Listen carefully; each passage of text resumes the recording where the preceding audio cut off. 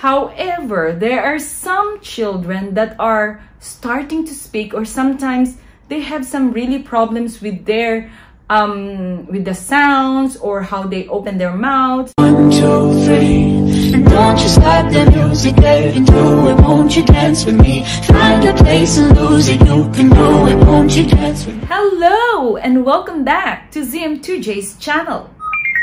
This is Jocelyn P. Mangibin, a board-certified behavior analyst and an international behavior analyst. So if you're new to this channel, please do subscribe and hit the notification bell so that you will be updated for our latest trainings and latest ideas about ABA principles. Before we go to our topic for today, I would like to have a quick recap or review regarding the verbal behavior. And as I said from the previous video, by the way, I put the links of all the ABA related videos down below so that you can have some background if you're new to this channel. Alright, so what is verbal behavior again? Verbal behavior is a behavior that is reinforced through the mediation of another person, which means we need a listener and a speaker. And sometimes the listener and the speaker is yourself. Why is important to know about verbal behavior? Actually, language is learned. And through the verbal behavior, we can know what is the level of the child's language. And since ABA is data-based, we need to have a unit of analysis. And in verbal behavior, our unit of analysis is what we call verbal operands. And again, Skinner is so kind that he mentioned the elementary verbal operands. We have the elementary and we have the secondary.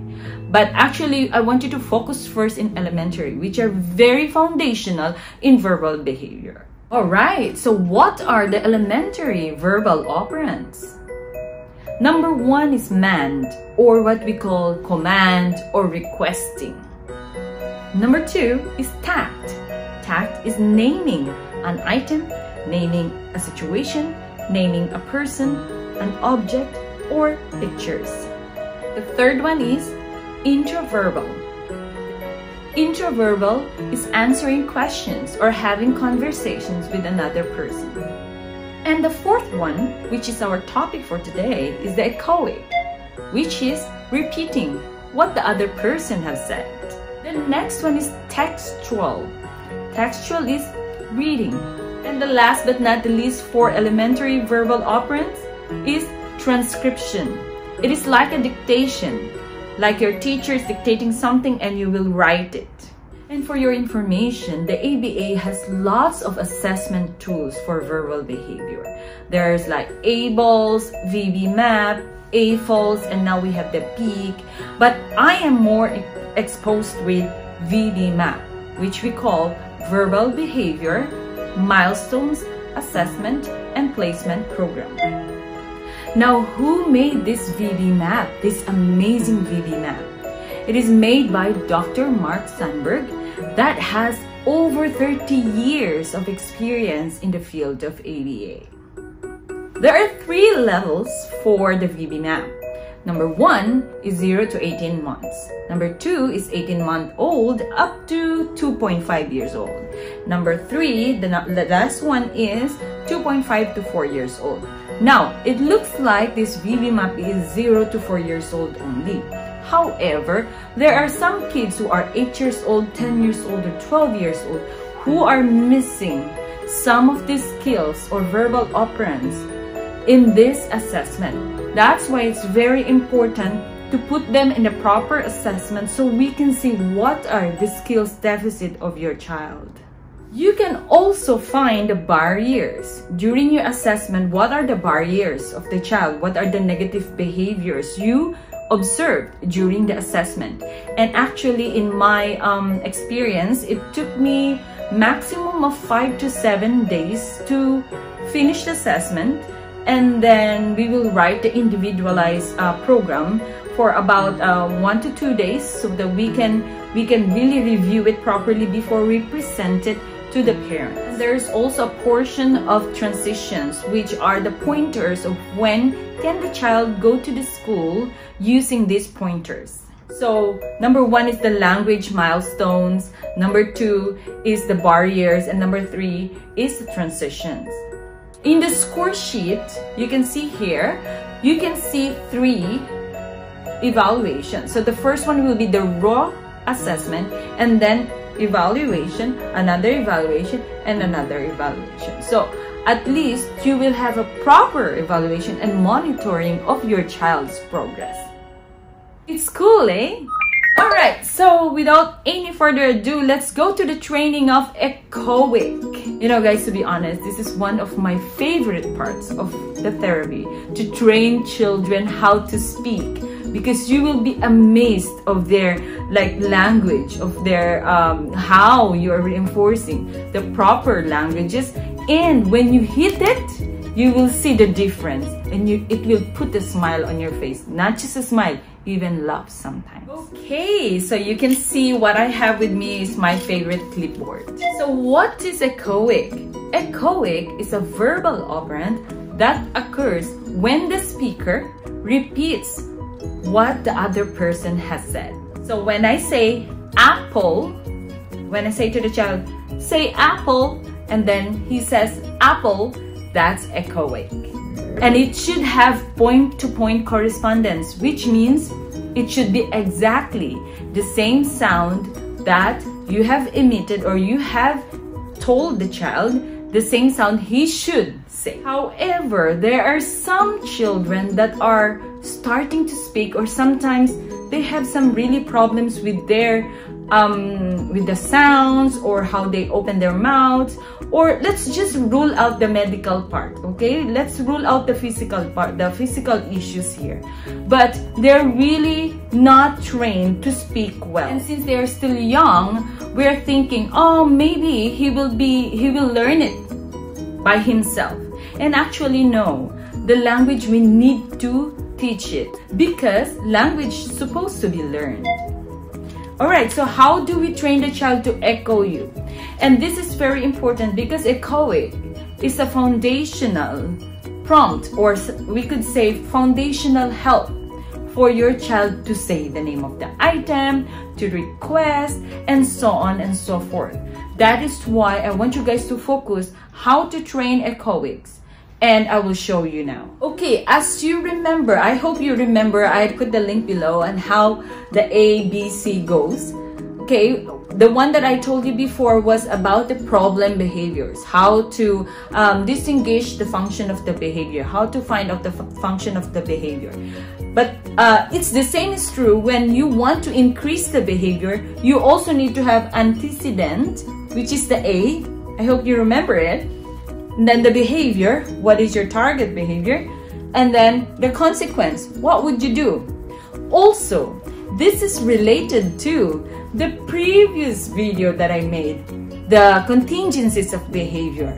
Now, when you are increasing a behavior, what is that? Yes, you're right. It is a reinforcement.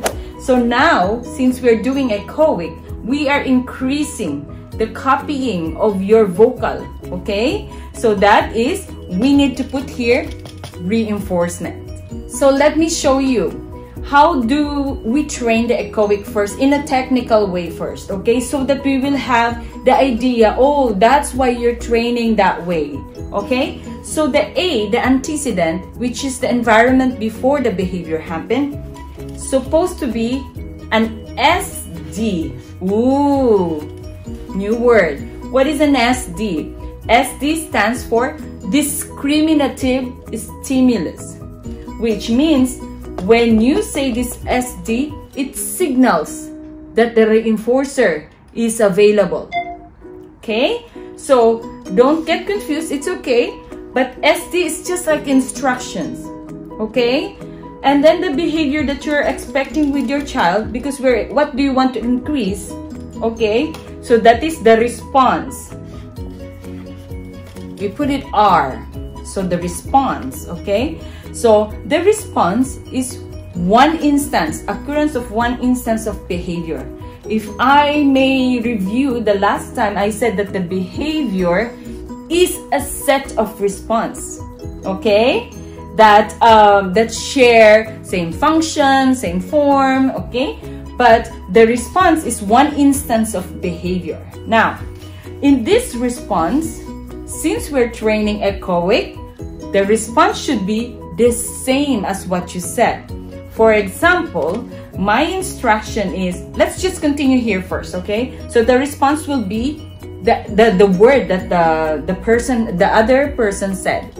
And then the consequence, of course, we are increasing. The consequence should be positive reinforcement. SR is reinforcement and positive is positive reinforcement, which means you're giving something in the environment to the child, so you're adding, okay? And then you're increasing the future frequency of the behavior. Hopefully, this is really strong, because if it's not strong, it will not be a reinforcer.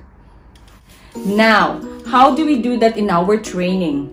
Since I told you the SD, the discriminative stimulus, is the instruction. So you have to say a very clear instruction. For example, say apple.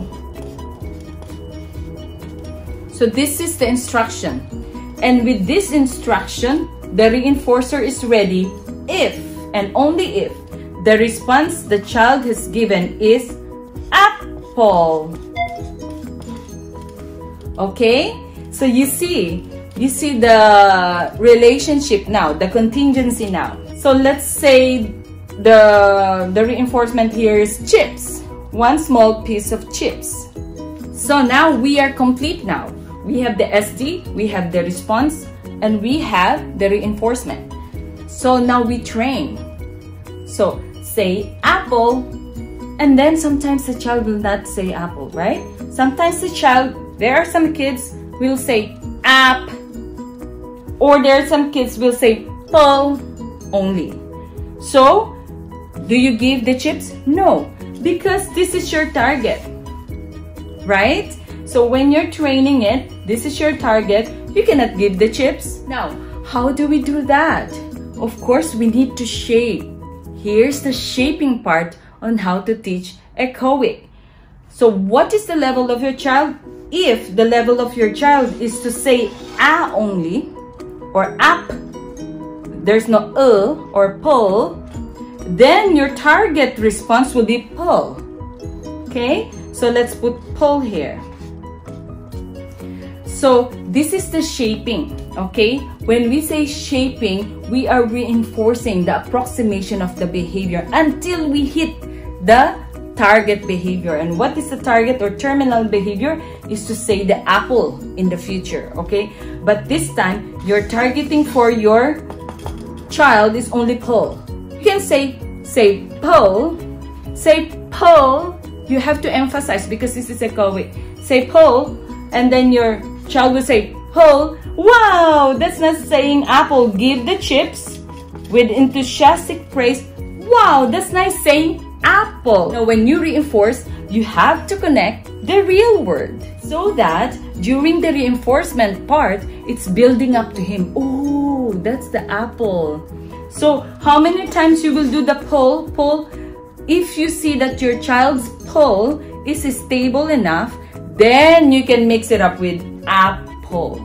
Okay? So the next level, you have to decide.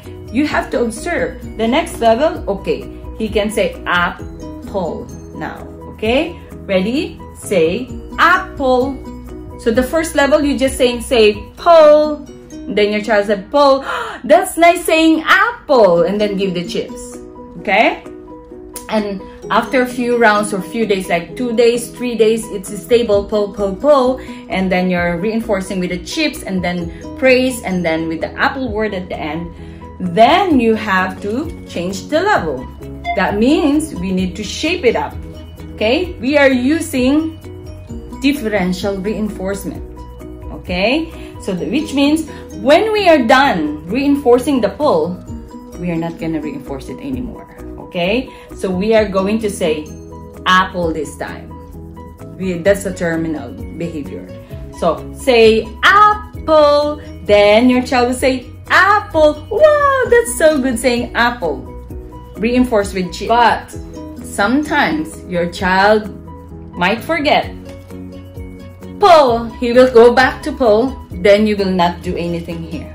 Do not deliver the reinforcement so that your child will see the discrimination, will have the discrimination. Oops, now if I say apple, I will get the chips and the praise. But when I say pull only, I'm not getting anything now. So we're moving up now. At least when you practice it, he will know that he will have reinforcement, which is coming from the SD, and then when he goes proper apple, then he can have chips. Okay, so I hope this is the first part of training the word apple, because it's easier for us to understand. There are two syllables like a and then pull, or ap and then pull.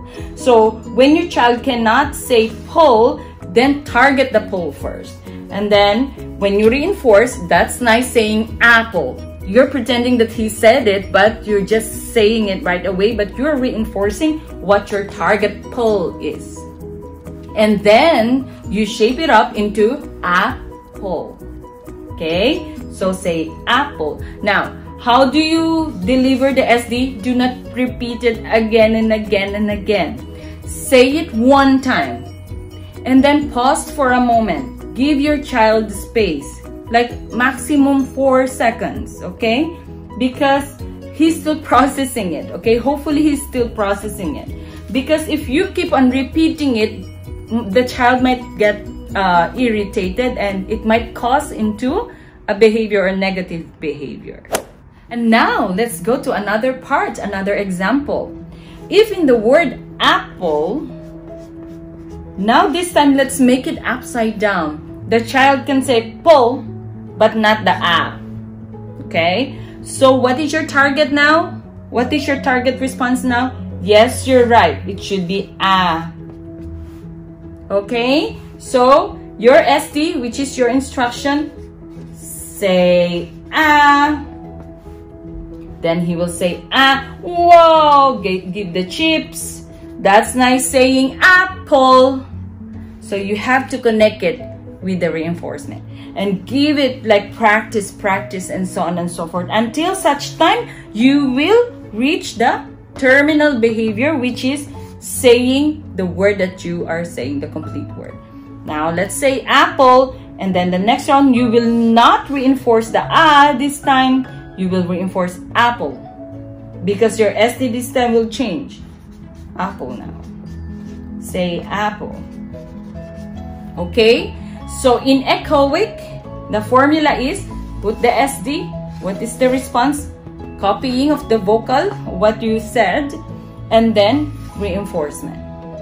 Okay? So I hope this helps a lot. And if you have some questions, just leave it on the comment below, and I would really love to entertain them, and I will answer them accordingly and according to ABA principles as well. It's very important to train your child to have proper echoic. Why? Because we can use echoic as much as we can. For example, for requesting, for reading, for naming items, and so on and so forth, answering questions. Echoic is very important. And that's it, guys. Thank you so much for staying with us, and I hope you stay safe still, and stay with us for the next videos, because we will continue our verbal operands. Next time is our requesting, which is very important for your daily lives, for your children's daily life as well. Okay, so don't forget to subscribe, hit the notification bell, and like this video please, so that we can also improve our channel as soon as possible. Thank you so much. Thank you for your support. God bless you all.